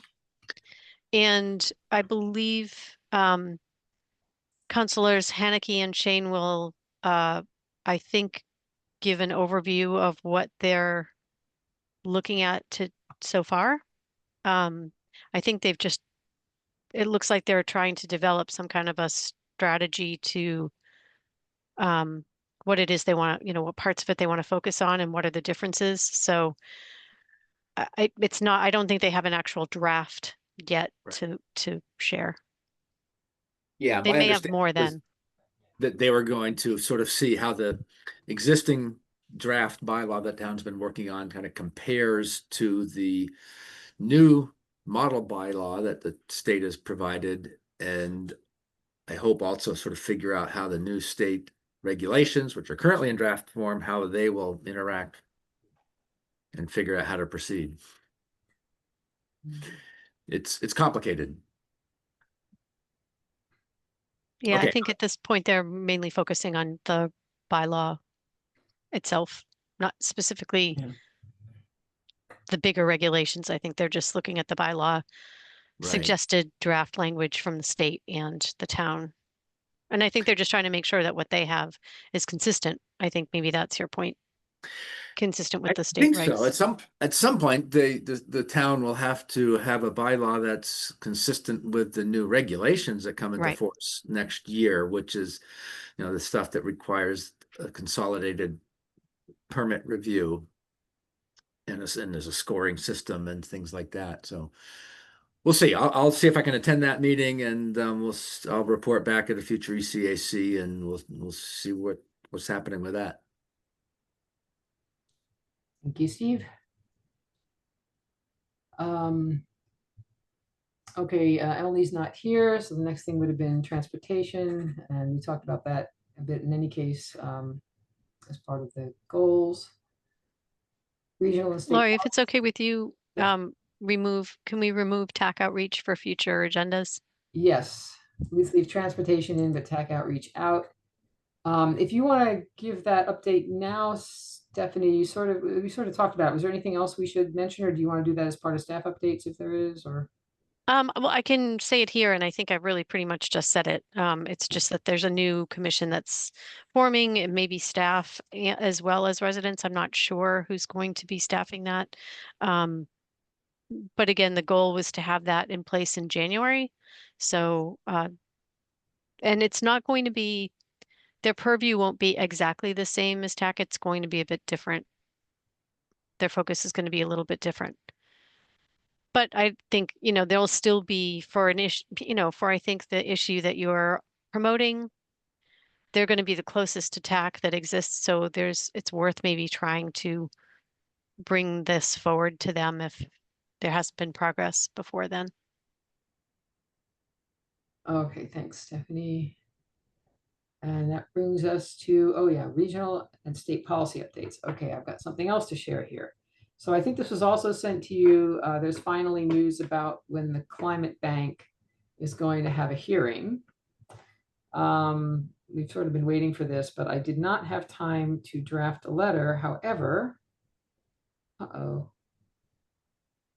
downloaded it and it's not here. Oh, that's bad. Moment. Oh, where did I put it? There it is. Okay, good.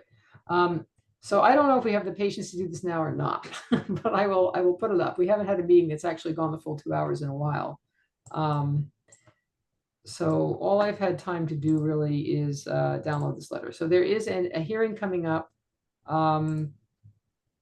Testimony on the Climate Bank has to be in by November 18th, which means that there are 2 ways to do this. We don't have another meeting before then, right? Did I share the right thing? Can you see Honorable Paul Feeney at the top here? Mm-hmm. Okay, good. This is the draft letter sent out by the coalition that's supporting this. So the idea of a climate bank is to have a way to fund projects, right? Climate projects. And I don't even know the details. It sort of talks about it here a little bit. Where is, hang on a minute, I want to do one other thing here. Page width. I'm sort of inclined at this point just to ask everybody here to spend a minute and send in something, or we could do it together as a committee. This is what the coalition that's trying to promote the Climate Bank has sent out as a draft letter. So one thing we could do is spend the next 10 minutes, 15 minutes going through this and editing it to make it relevant to ECAC and try to have something by the end that we can then submit as ECAC. Or it's just let's see, some key points in support of the bill. Or we can just do this on our own. And I'm given the time and patience. What do folks think? Do we have the patience to work on this now, or should we just, since I did not have time to do more than just download this thing? Will you have time on your own, or is there a risk that I'm going to submit something no matter what, but Okay. if it's not something that we can vote on together, it wouldn't be coming from ECAC, it would be coming Right. from me, which is fine.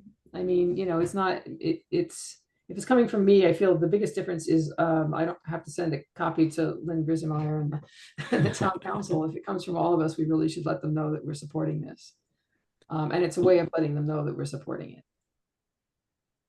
And I'm okay spending 10 minutes on this. If that does anything.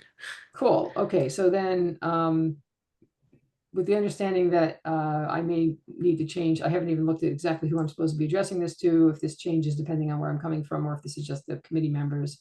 With that understanding, we can just change this, Mm-hmm. just swap it in. We are writing energy and climate. That's right. Energy and climate action. Yeah. Maybe we can leave the boilerplate to be filled in later. Those questions seem Okay. relevant for discussion. These ones here. Okay. Yeah. Why this film? So the problem I have with that, and the reason I haven't had time because of all the stuff going on at UMass right now. I have not had time to think through this or even look closely at what's in the bill. This is why it would be nice to have Don here and to have given him some heads up about this. The main thing I'm interested in is funding for climate, for projects, for sustainability and resiliency projects, right? So we can say much the same thing here that I think we've said before in other contexts, which is that we're a small town without the ability to, I think we said something similar we could basically look exactly, okay, what did we write? Oh, that's a good idea. What did we write for the, Mm-hmm. for the what was the name of that bill? The bill that was doing a bond issue. Make polluters pay. Make polluters pay. Let's see if I can find that quickly. And we can just go through these. I think I can find it. Let's see if I can search for it. Make polluters pay. The power of the search. There it is. Make Polluters Pay Act, ECAC letter final. Okay, so what I can do is I'm going to just paste this in. Hang on a minute. And I think that, did Laura write this? I think Laura may even have written this.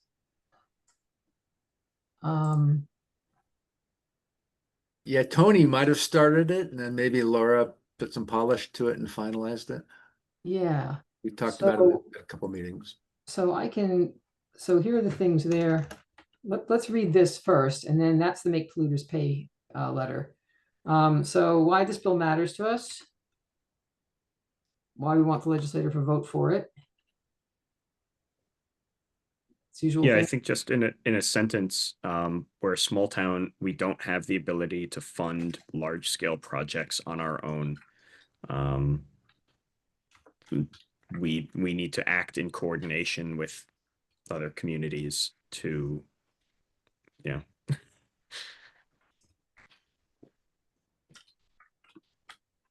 Coordination with other communities. So just getting some thoughts down. Yeah, exactly. Federal funds being rescinded. So specifically for Amherst, we could list a couple things here, right, Stephanie? Mhm. Amherst had ARPA funds that paid for a heat pump program. What else did we have? Anything come to mind quickly from federal programs? Well, we have, yeah, the heat pump program. That was an ARPA funded thing. Okay. That was ARPA funded, right? Yes. Yeah. I think, right, Stephanie? Yes, Yeah. yes. Okay. It is Well, actually, it still it is is. being funded by Yeah. ARPA funds. So what else was ARPA funded, or what else was funded through federal programs? The Amherst Mobile Market was funded by ARPA funds. The establishing the Fort River Farm Community Garden was in part utilized with ARPA funds.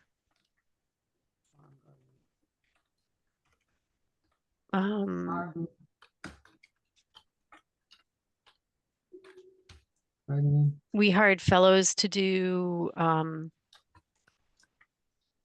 reporting. So for our greenhouse gas emissions inventory update and our HVAC system inventory, those fellows were also supported by ARPA funds. So all this stuff is ARPA. Yep. Yep. Okay.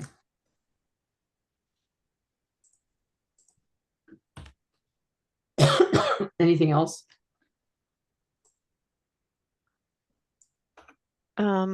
What else? I'm feeling like there was one other thing. Um,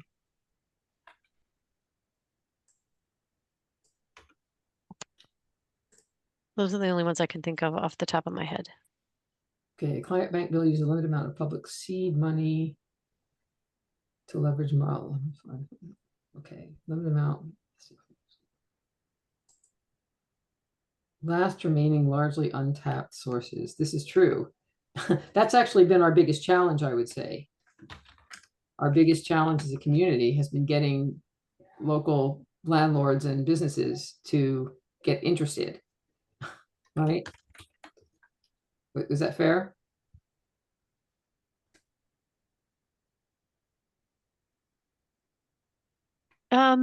Yeah.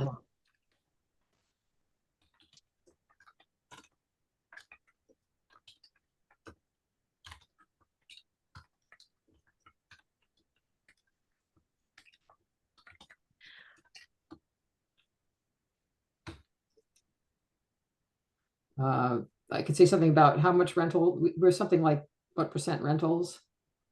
Oh, I want to say it's around the order of 40%. Is that all? But it's more. Okay, Okay. it might be more, might be 45. I don't, or 50. I'm not sure, but it's I'll somewhere in try to- between there. Sorry, I'm I'll just trying to try. find a document. Yep. Rentals. And finding ways. Yeah, I think it's actually like closer to 55% of town residents are renters. If that's what you're looking for. Complexes and old housing stock has been a challenge. And the word challenge appears twice. I'll figure that out. I'll figure it out in a minute. Let me just, so I don't forget this, let me just do that to it.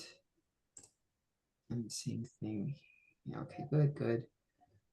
40 state and local green banks.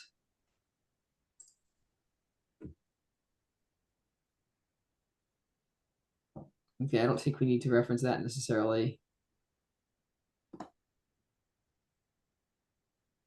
And that's just a little factoid they want to throw in. That might be okay to throw it in. So now that we have that, let's take a quick look. This is what we wrote regarding the make polluters pay. Most of this is going to be about, this wasn't the bond act. This was the make polluters pay. There was a separate bond act, but same idea. Sorry, Lori, I found one other thing that Go ahead. the ARPA funds supported was the development of the community dashboard. And I think that's a really important outreach tool. Yep.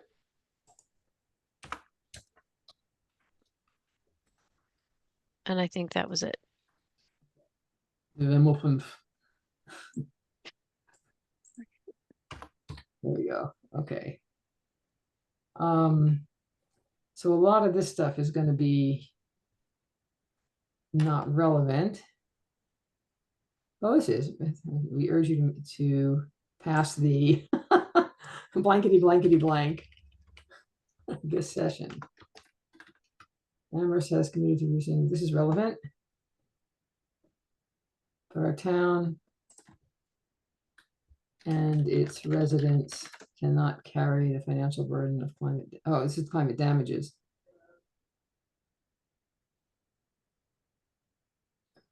That carry financial burden of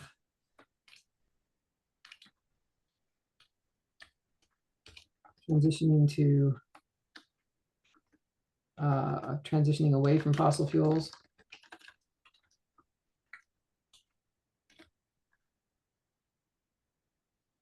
Of a burden of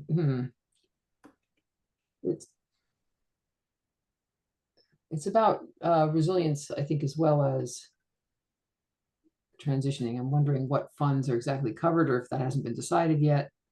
But this was all about resiliency, about the damage of climate change, Yeah. which we don't want to emphasize here. So does not carry the financial burden of transitioning to clean energy on our own.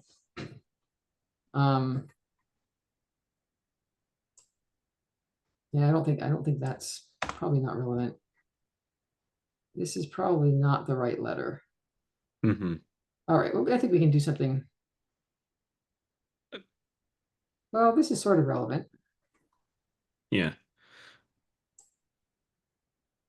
Let's Yeah, I go mean, with it's the that. same flavor of Right. problem where we create a larger scale fund to draw from.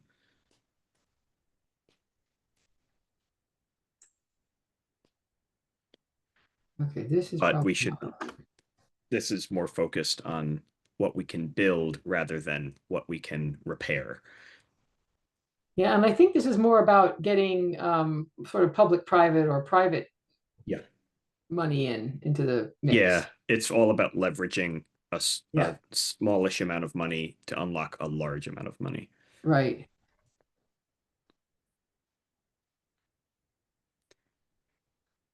So I'm not sure this is quite relevant. Why don't we go right from that to something like this. Mhm. Our biggest challenges involve local landlords and businesses in the energy transition. With 40, or what was the, did we get a number here? Finding funds to transition apartment from old housing stock has been a challenge.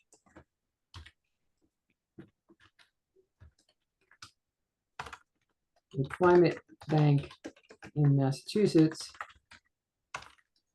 would allow private owners or landlords and businesses, I don't want to repeat that again, allow private funds to leverage, how do we say that? Did they have a word here?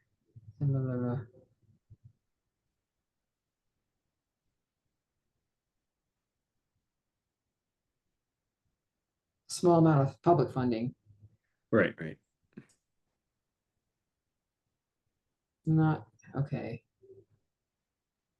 Would allow, Lori, Steve was right about the percentage of the rental population. okay, There was a UMass Donahue Institute estimate that's actually 56%. Wow. And that's in comparison to the state average of roughly 38%. Well, that makes sense.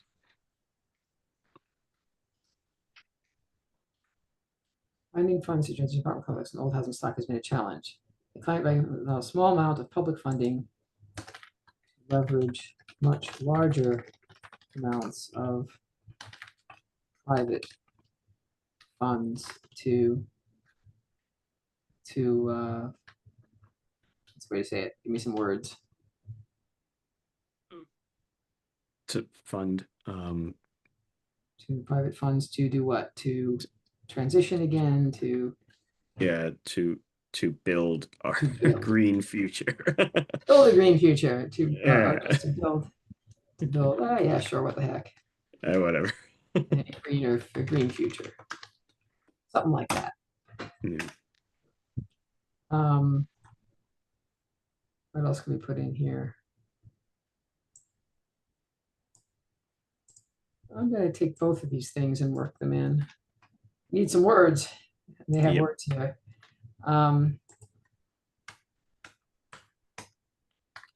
The loss of federal funds for transition fossil fuels is A challenge. challenge Additional devastating. challenge. Is Is a particular, well, it's a new Particularly- another challenge. particularly difficult. How about that? Yeah. Yeah. For a small community like Amherst.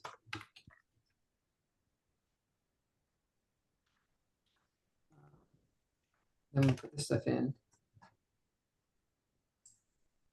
Yeah, we need a way to fill the gap left by the loss of federal funds. Right. Let me just fill this one out. House gas updates and HVAC system. And the development of a community dashboard to track um, our climate progress.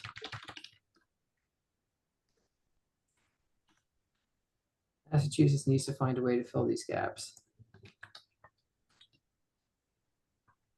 Massachusetts needs to find ways to fill the resulting gaps. So wait a minute, for a heat pump program for Amherst residents.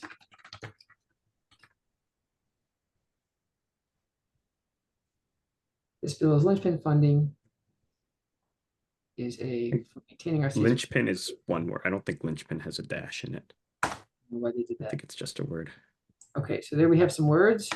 Let's see what Mhm. else was in the letter above that we might want to pull from.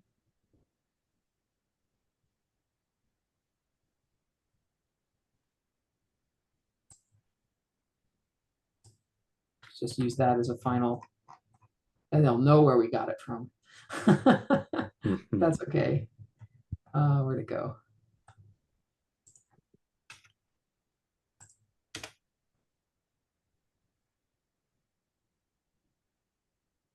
Okay, so a little bit about us, a little bit about why it's important. I think that's probably all we need. Let's see if there's anything in their letter.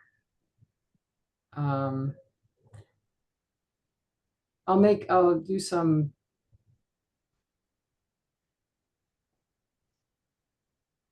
I already filled that in. Okay, legislation sponsored by.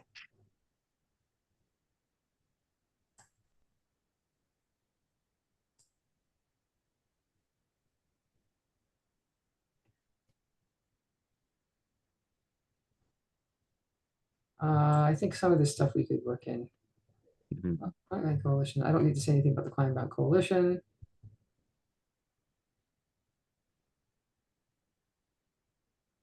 I don't know if we need to tell them what the bill's for. They ought to be able to know that. They just need to know we support it, right?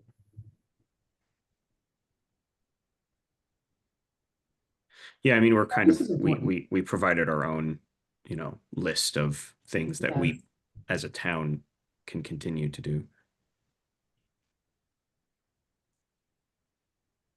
Homeowners, as well as local bets and other beneficiaries across landlords, were in our case. I sort of like I think what we're missing is like ARPA funds. Like you couldn't leverage ARPA funds to unlock more funds, right? So like we Right. used ARPA funds and as just like a grant, right? Right. So this is more than that. This is more useful than ARPA funds actually. It's more the leverage is the useful part, and like Right. low interest loans, stuff like that we could do so much with that. Right. Let's see. Maybe we can put, how do we want to say that? I mean, how they said it is pretty good. We could crib It from them. is. Yeah, and then like our ARPA fund stuff is like, in addition, we also used ARPA funds,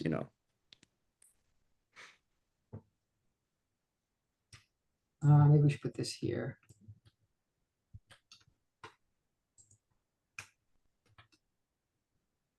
The goal of this bill is to foster financial innovation and accelerate.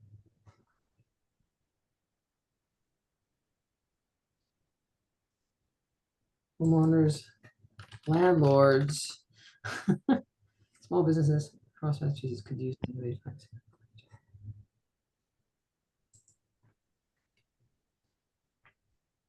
Just put that. You think that looks good?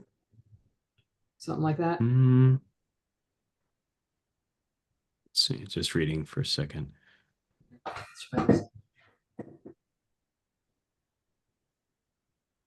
Yeah, no, I like that.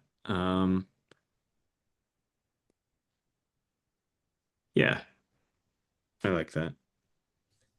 Yeah, leading off with the stuff from them about what the bill can do, and then I like our addition of like also we had creative uses of ARPA funds that we could, Yep. you know, that everyone can take this money, and like it's hard to argue for this money when like everyone's strapped for cash, but if we had money, you know, designated for climate action, this is the kind of creative, innovative stuff we can do.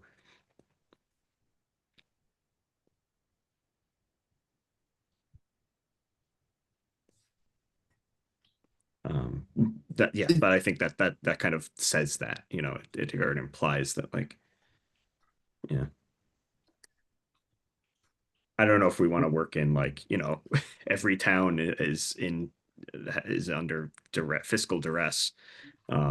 In a time like this, you know, this funding is even more useful. Yeah. And I'm also just trying to smooth this over with some thoughts to make it a Mhm. little less choppy, that Mhm. the ARPA funding isn't specifically,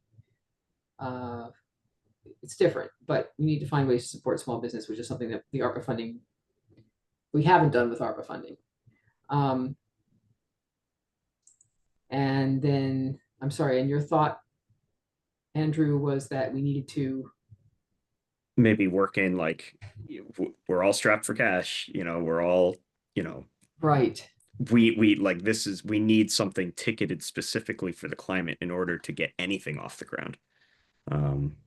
Because we're all just struggling to fund basic services at this point. right, in the current financial and the current economic, Climate, yeah. economic. I would say financial, or just because, like, yeah, inflation. I don't know if it's economic. Yeah. I hate to use climate again. Mhm. In the current Yeah. economy, Um. in the current, with, how about we just say with inflation and Yeah. With towns across America in, I don't know, under fiscal duress, or I don't know what the words are, but like, yeah. prices Yeah. rise, as prices continue to rise.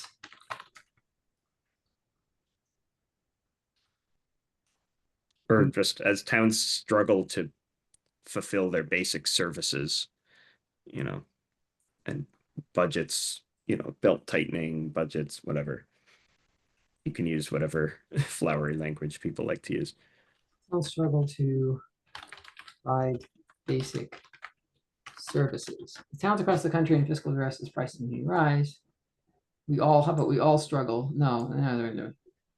Yeah. Towns across the country, how about struggle to provide, Or communities. Yeah. yeah, well, struggle to provide I like towns. Yeah. basic services as prices rise. It's really worse than just rising prices, but I don't know how Yeah, to it's just costs. it's costs, Yeah. as the cost of living continues to increase.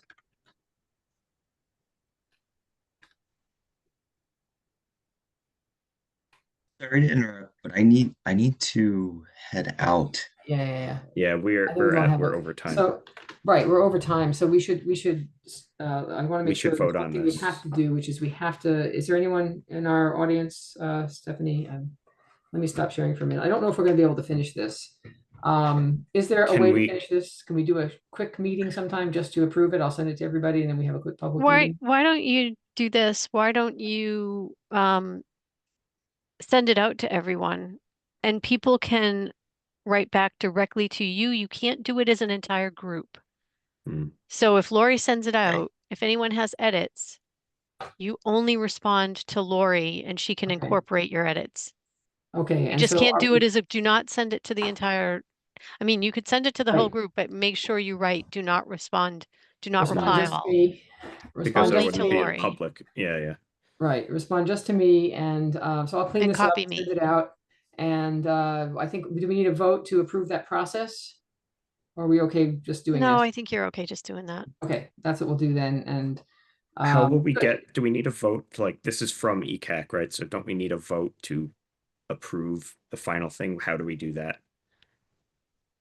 Yeah, I mean, we do that as a matter of course, but I don't know that you have to. You could just There can also authorize be a Lori to do consensus. the letter. Yeah, there can be a Okay, consensus. I- process. If any one of you objects, I will not send it out. So please let me Okay. know if you don't like the letter. It will not go out.